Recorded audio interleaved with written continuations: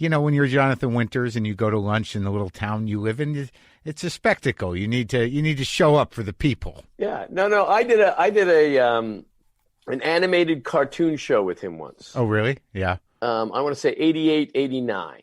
And he was simply hysterical. It's too much. And for me and my brother Michael, who we wrote the show together, it was so surreal because, I always feel like it doesn't matter who's famous now. It's who was famous when you were 12. For sure. Yeah. And they're the ones you can't believe you're meeting. He got me once, Winters did, when I was interviewing years ago for Comedy Central. I was at the Montreal Comedy Festival running around like an idiot with a microphone. Yeah. 95. And I get him, and I'm standing there with a mic. He doesn't know me. I don't know him. I'm a kid.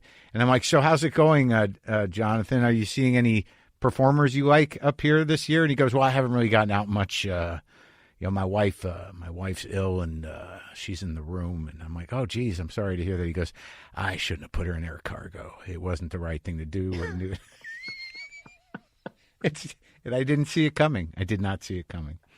No, he was amazing. Those guys like Rickles and those people that you were so thrilled to meet. Yeah. And then you couldn't believe how funny they still were. It is kind of amazing that they still got that there's an engine to it. I remember I was at a dinner.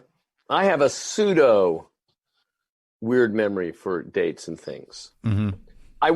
Someone once said to me, oh, you have that H. Sam thing. And I said, yeah, I've heard of that. That's that Mary Lou, and I couldn't remember Henner. So I realized I didn't have it. Right. You know what I mean? I couldn't remember Henner. Yeah. Right. Right. But I remember being at a dinner with Don Rickles.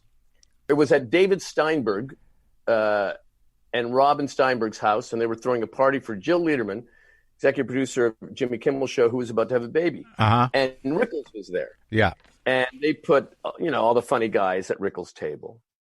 And he was just hilarious and performing and Jimmy Kimmel and I were there, and we were laughing so hard. And then at one point, his wife, Barbara, hadn't spoken for about 15 minutes. Uh-huh. And then she finally went, talk, talk, talk, talk, talk, talk, talk, talk. And he goes, oh, talk, talk, talk, talk. Let's put it this way. If it wasn't for the talk, talk, talk, talk, you'd be a derelict. It just heard the word derelict. Derelict. I hadn't heard that word for a while. It's like degenerate gambler. Exactly. You don't hear certain things anymore. No. You and I have met. Do you know that? Yes, I know we met. I wouldn't expect you to remember now that I've been in show business for a relatively long time. It was one of those forgettable things that was just something you did during a junket. But I used to host a thing called Short Attention Span Theater. And I remember this. And the conceit was a basement, a vault. And we did a whole show built around you. We did like 4 or 5 segments interviewing. It was probably to promote Clifford, I imagine. It was probably something like that. Yeah. 92, 93, something like that. It was probably put together by Nancy Geller. Do you remember Nancy Geller? Of course. Nancy Geller was an executive producer of SCTV one year. Oh, see, she probably called in a favor because she was at HBO Downtown then, which is who was producing it. There you go. Yeah. And we did a long form interview. I'll try not to cover any of those questions because I know that right. Go ahead. It's only been 25 years. I'm sure there'll be some people who'll forget. No answer. Nobody watched it. Nobody saw that interview, Martin. All right. Well, they were free. We can cover it. Yeah. So I enjoyed the thing you did with Steve Martin. Yes. Now, when you do something like that, when you and Steve do that, what is the creative process? Do you just say, like, what are you doing next month? Yeah. How does a show like that come together? Well, it was, I remember it was the spring of 2011. And that's my Rain Man. Very good. And we had been asked to interview each other on stage to close the Just for Laughs Comedy Festival in Chicago. Okay. And it was successful, but it was also, we had really, we're close friends, but we hadn't done anything like this. It was fun. Right. Right. And the agent said, "Do you want to book a couple more?" We said, "Sure." Just interview Dinner shows. the night. Chat. Oh, you had the dinner the night before. You had drinks afterwards. Right. It's fun. Yeah. And then we kind of, and at that time, Steve didn't have a show, and I did have a show. He had his banjo show, but he didn't have like other than his musical show. And so I said, well, why don't we take elements of my show, and that's how we kept expanding it into a real show. Right. And then we just kept working on it. And the more we did it, the more we'd add different things, and it is as much fun as you can have, because everyone is nice, everyone is cool, right? There are no pricks allowed, and you don't have to do it. I mean, it's one of these things you don't have to. You guys, you don't have to do it. Chose, you know what I mean? We're doing this because we want to do it. But the instinct to make it good and to work on it is literally no difference than if I was on SCTV in '82. Right. Yeah. It's that same, nerves and focus, and I don't think that ever changes. I think it changes if you stop being in show business for a while and then you come back and you're a little off. Right. I can understand that. But I and Steve, we never really have stopped doing any of this. Right. Until now. So it's just, and then after you have a few under your belt, it's just fun. And then there's the wine afterwards. Yeah. How does it feel to be like not doing anything right now? I feel like I'm Michael Cohen. I'm in house arrest. Yeah. This is what house arrest would be. But have you ever gone this long? I have never gone this long without doing stand-up. It's very hard to break away from a work ethic schedule, I find. Yeah. And it takes a while for you to go, wow, I have literally nothing on the schedule till August 21, and then I'm supposed to see an eye doctor. I mean, that's it. That's it. So it's very weird. I don't know. What have you been doing? Well, at one point, I decided that every time there was a fire or an earthquake in LA, I'm never in LA. One of my kids would be at the house, and they said, "Dad, we're loading the car. What should we put in?" And I'd always start with, the old photo albums, of my parents and grandparents and going back, Yeah. And then I thought, I know what I'll do. I will get a photocopier machine. I'm going to transfer all the old pictures from 1913 on. Wow. Transfer them to my thing. And then I would spend a little time, making people look a little better. Oh, nice. Maybe A little Photoshop. Grandma's looking a little tired. I'll take that little bag. Yeah. So suddenly I'm making people who've been dead for 50 years look hotter. Yeah. I'm doing that. And then I have 3 kids in LA. I have a son and daughter-in-law who live with me here. He's starting to be a vet. You're here, right? You're in LA. In LA, yeah. And then I have my daughter lives, over there, and I spend a couple days with her, and then my son lives in Sherman Oaks, and I'll stop in and visit him. So I kind of between the 3 houses, but that's it. I haven't been at Gelson's, a store. I haven't been anything. When our country is like this, I mean, I talked to a Canadian yesterday. I maybe I'm a bad American, but my thought is if you could live in Canada, why the fuck wouldn't you right now? Well, it is startling to see the level of flatlining in Canada. Uh-huh. I mean, but Canada is they're not kidding around. Yeah. If I were to go, I have a cottage in Canada, right north of Toronto. Yeah. If I were to go there at customs, I'd have to say, this is my address. Yeah. I have to give them my cell phone number, and you have to go there. Right. And you have to be there for 14 days. And if you decide, I'm bored, I'm going to go to Toronto today, you can be fined $750,000. Wow. It's not kidding around.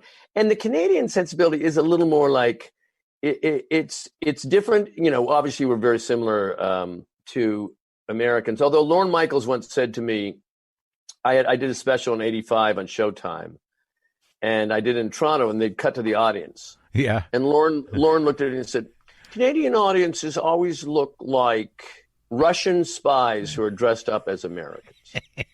There's a beard that's too bushy. There's something off, But Right. anyway, the Canadians kind of they have great trust in the government. A friend of mine, I was talking this morning, British Columbia. Yeah. He said, they have the daily briefings, but there's not a politician involved. Right. It's all just doctors. They're the only ones who speak. Yeah, they're grown-up people. They trust science, and they have health care that's reasonable for humans. And there's a lot less. If you have someone who has an 80 million person Twitter, and he's saying, "Oh, you're being politically correct with that mask, huh?" Or talking about it's a witch hunt, all these things. There are people who are going to be influenced. It's terrible. That's why I wouldn't stay. It's like the disease is a disease, but it's like it's a frightening time. It seems with the divisiveness, and I fantasize about just I think it's going to be okay. Okay, I do. I think it's going to be okay because I think 2016 was a typo, and I think people didn't want to hire another Clinton, blah blah blah, and a woman and all that stuff. Yeah. All the things that scared people, but the reality and intellect that scared them, for some. But the reality is that in 2018, people were tired of it. Okay, all right. I'll go with you. I'll stay with the optimism. I will. With optimism. Yeah, you're generally an optimistic guy. It seems. I am. Where does that come from? Is that Canadian?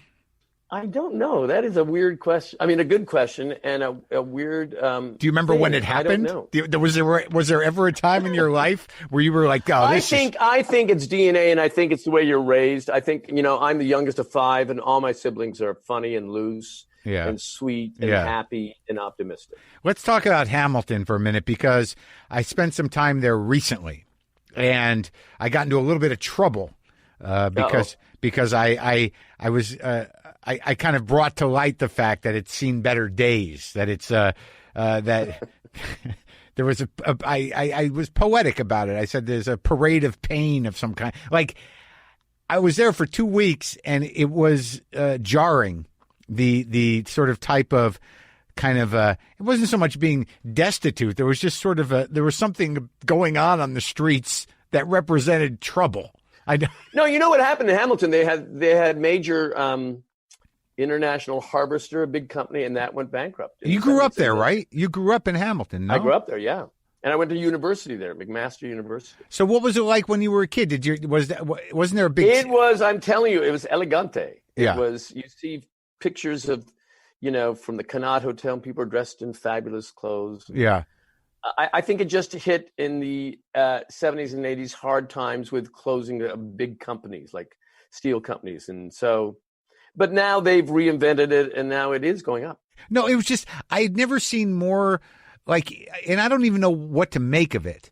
I was shooting a movie up there, and we were driving around, and every day there was just, people, there was always this weirdness on the streets, and it just looked like a little chaotic, a little druggy, it looked like a Detroit-ish kind of situation.